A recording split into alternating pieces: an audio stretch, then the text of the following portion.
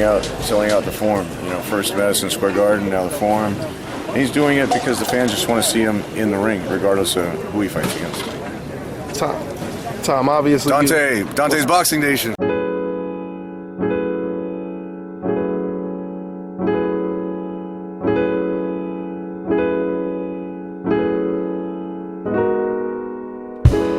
Dante's Boxing Nation, what's going on, guys? So some pretty interesting news was released today when it comes to the Golovkin versus Kell Brook fight. Now the first thing I want to say is, I keep telling you guys, 2016 will be known for a couple different things.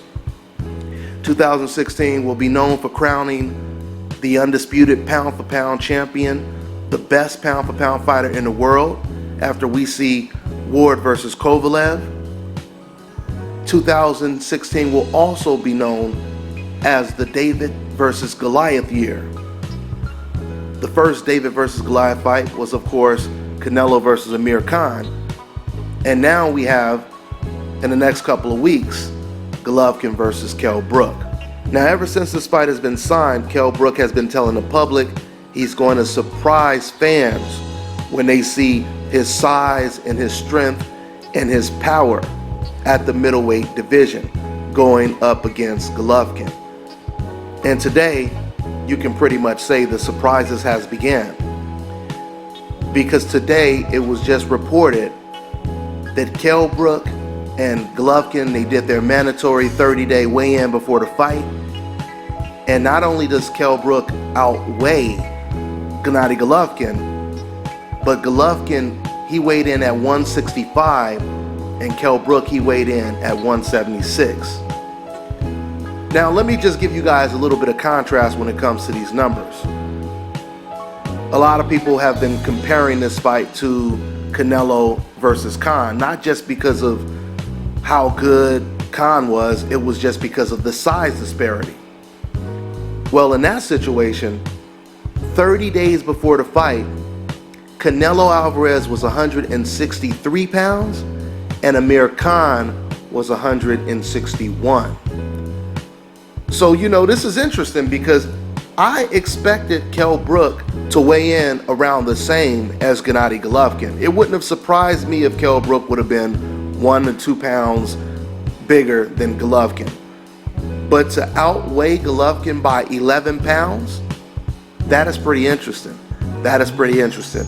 And I'm going to tell you right now, call me easy to sell, but I'm starting to believe that we may get to see a little bit of worst case scenario, if not middleweight power from Kell Brook. We may at least get to see some junior middleweight type of resistance when it comes to Kell Brook going up against Gennady Golovkin. Now, this is still no guarantee.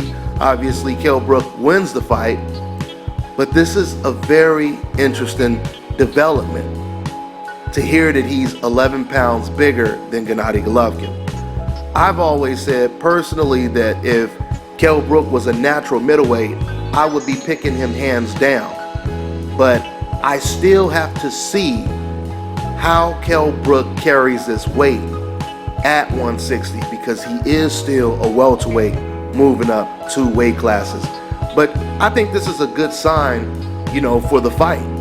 I think this is a good sign in terms of Kell Brook possibly really acclimating to the weight.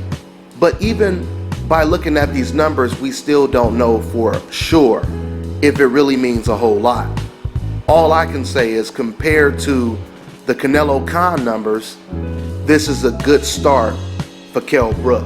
You know, I said this on a couple other videos, but compared to Amir Khan, I truly feel that Kell Brook is genuine when he talks about the confidence that he has. I truly believe if Kell Brook is in this fight and he hasn't been hurt, he hasn't been knocked down within the first 4 rounds, I truly believe this may actually become a very competitive fight.